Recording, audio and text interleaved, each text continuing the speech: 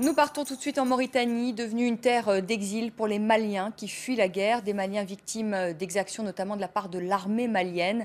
Malgré la fermeture de la frontière, eh bien, certains arrivent à passer en Mauritanie.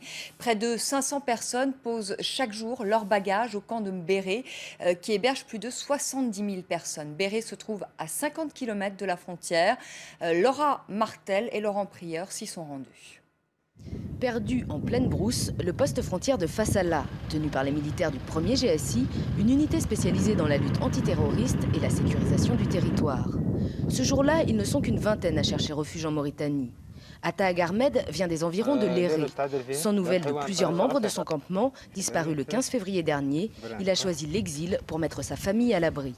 Ils ont rentré au marché de Léré, ils ne sont pas retournés. On dit que l'armée qui sont ramassés. On ne sait pas. Ils ne sont pas vus jusqu'à présent. On ne sait pas, ils sont vus ou bien ils ont gorgé. Peut-être ces 12 personnes qui sont rentrées au marché ne sont pas retournées dans notre campement. À Fassala, Messia Agouata et sa famille, venus du nord de Tombouctou, attendent de pouvoir rejoindre le centre de transit, dernière étape avant le camp de Mbéré. Comme tous les derniers arrivants rencontrés ce jour-là, il affirme que c'est la crainte d'exaction de l'armée malienne sur les populations arabes et touaregs qui l'a poussé à fuir, même s'il n'en a pas été témoin lui-même. On a pensé que quand ils vont arriver, ils vont mettre la paix. Mais quand ils sont arrivés là, c'est le contraire. L'armée malienne, ils ont fait le contraire. Ils ont trouvé des gens, choses à Tombouctou, ils ont tué d'autres,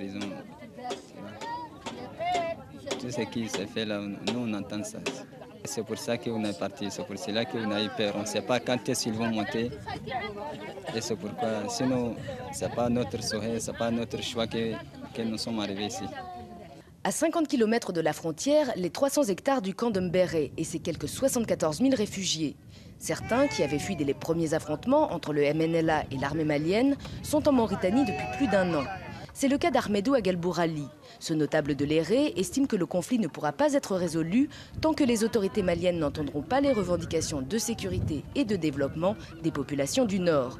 Pour lui, seule la France peut pousser Bamako à de réelles négociations.